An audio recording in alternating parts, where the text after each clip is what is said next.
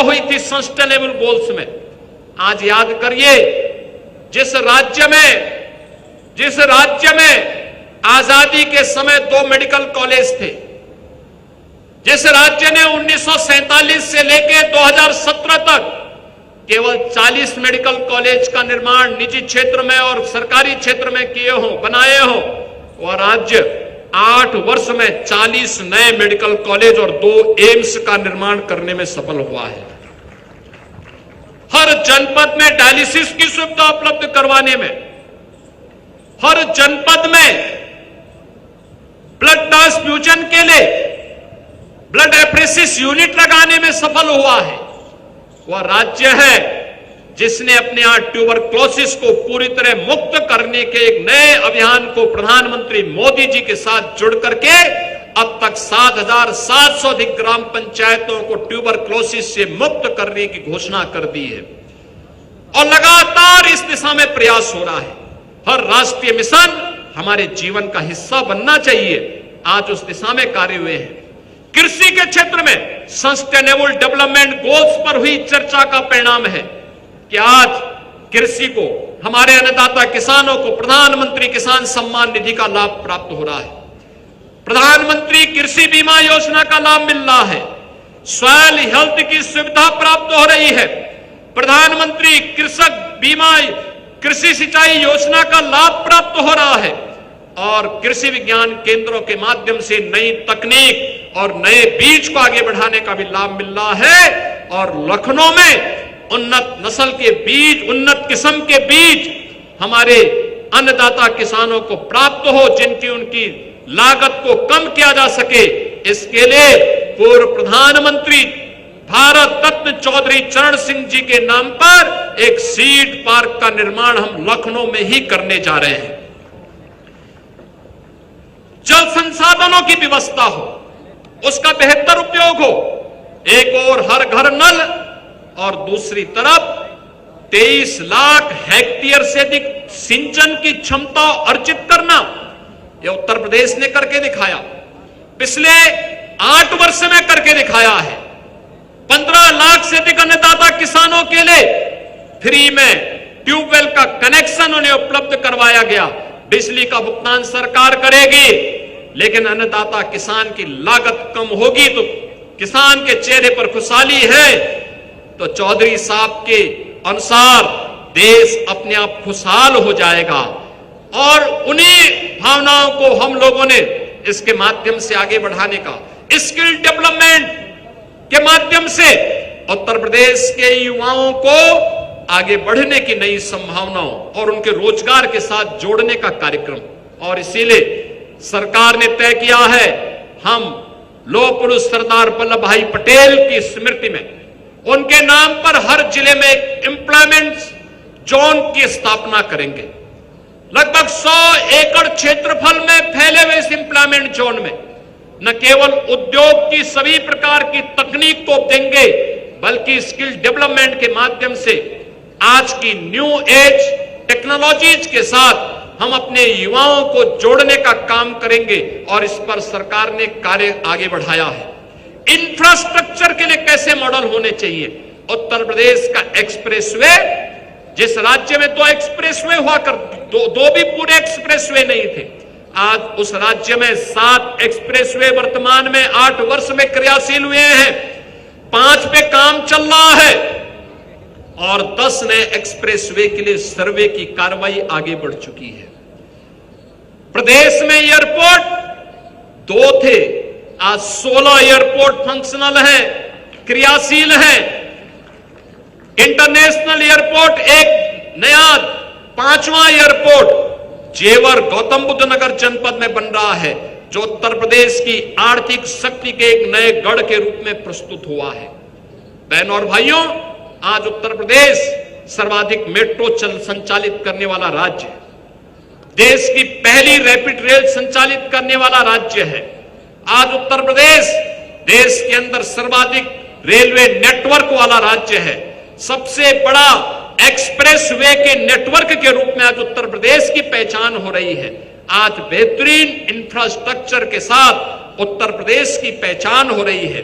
तो जहां हमने सस्टेनेबल डेवलपमेंट गोल्स के माध्यम से पर्यावरण अनुकूल हम डेवलपमेंट को आगे बढ़ा सकें। याद करिए, पिछले 8 वर्ष में आप सबके सहयोग से राज्य सरकार ने लगभग 247 करोड़ वृक्षारोपण के कार्यक्रम को सफलतापूर्वक आगे बढ़ाने में सफलता प्राप्त की। उत्तर प्रदेश का फॉरेस्ट कवर बढ़ा है। अब तो इसको भारत सरकार ने भी और फॉरेस्ट रिसर्च इंस्टीट्यूट ने भी स्वीकार किया है कि उत्तर प्रदेश अपने फॉरेस्ट कवर को आगे बढ़ाने में सफल हुआ है। और यह तभी संभव हो पाया जब विधायिका में इस पे चर्चा हुई, इसको आगे बढ़ाने में सफलता प्राप्त हुई।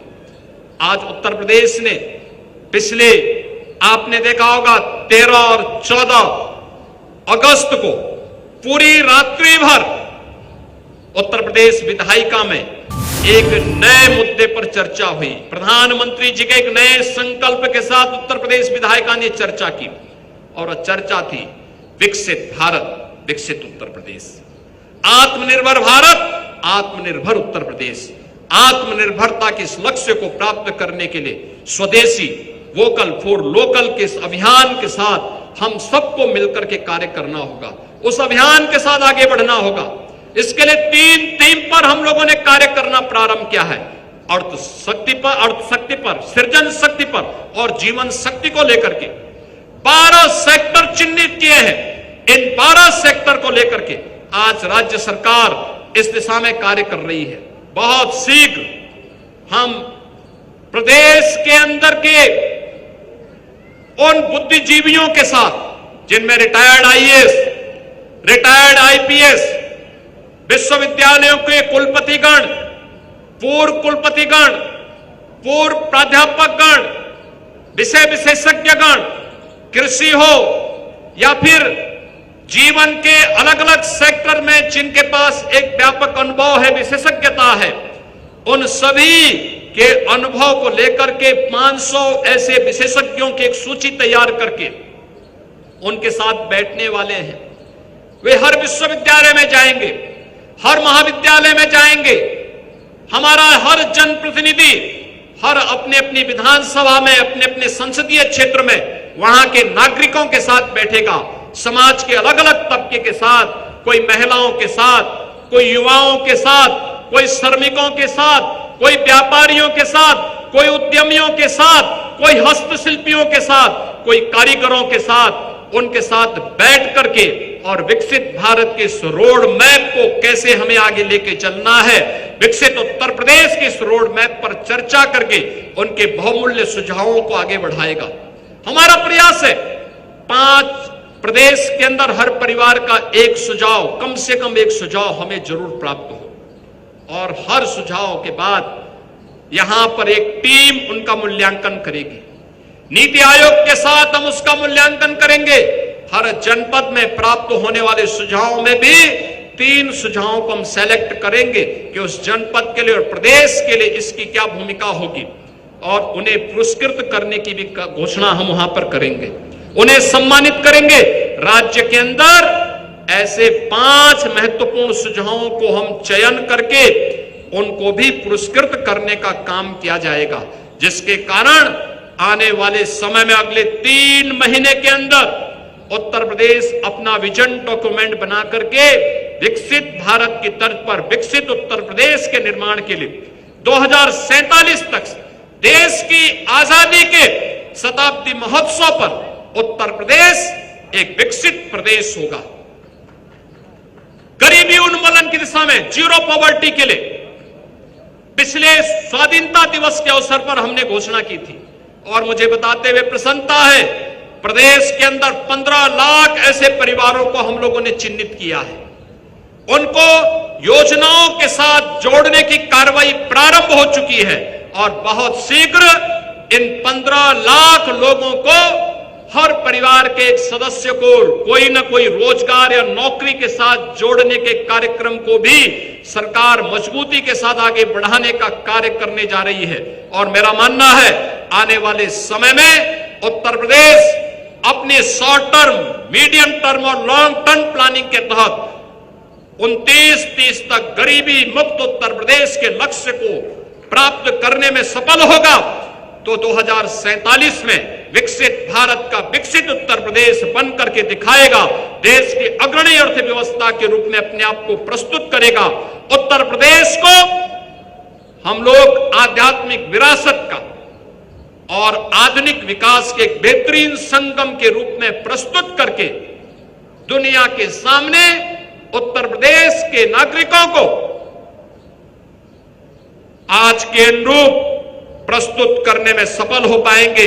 आज के इस अवसर पर मैं आप सभी को देश की स्वाधीनता दिवस के 78 वर्ष पूर्ण होने पर जहां हम इस आयोजन के साथ जुड़ रहे हैं, वहीं हम सब के लिए यह वर्ष अत्यंत महत्वपूर्ण है और वह है कि देश की स्वाधीनता के 78 वर्ष पूर्ण होना और देश के संविधान को अंगीकार किए जाने के यह अमृत महोत्सव का वर्ष भी है। बाबा साहब भीमराव अंबेडकर ने न्याय, समता और बंधुता के जिस उद्देश्य को लेकर के भारतवासियों को यह संविधान दिया था, यह संविधान अपनी लागू देश के अंदर लागू होने के 75 वर्ष पूरे कर चुका है और 75 वर्ष की शानदार यात्रा के साथ भारत के संविधान ने हम सबको एकता के सूत्र में जोड़ने के जिस आह्वान के साथ हर भारतवासी का आह्वान किया है, हम सब बाबा साहब डॉक्टर भीमराव अंबेडकर के बनाए संविधान का सम्मान करते हुए, उनके प्रति आदर का भाव रखते हुए, उसके अनुसार अपने राष्ट्रीय कर्तव्यों के साथ जुड़े देश की स्वाधीनता दिवस का यह एक महत्वपूर्ण संकल्प हम सब उत्तर प्रदेश वासियों के लिए होगा। एक बार फिर से मैं आप सभी को देश की आजादी की 78 वर्ष पूर्ण होने के उपलक्ष्य में हृदय से बधाई देता हूं। आप सबके प्रति अपनी शुभकामनाएं देता हूं। कल जन्माष्टमी का पावन पर्व भी है। आप सभी को जन्माष्टमी की भी हृदय से बधाई और मंगल में शुभकामनाएं देते हुए अपनी वाणी को विराम देता हूं। धन्यवाद। जय हिंद।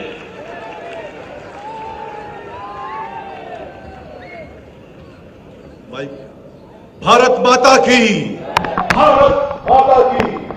उत्तर प्रदेश के माननीय मुख्यमंत्री योगी आदित्यनाथ को सुन रहे थे आप। विधानसभा से ही वो संबोधित कर रहे थे। उन्होंने प्रदेशवासियों को और देश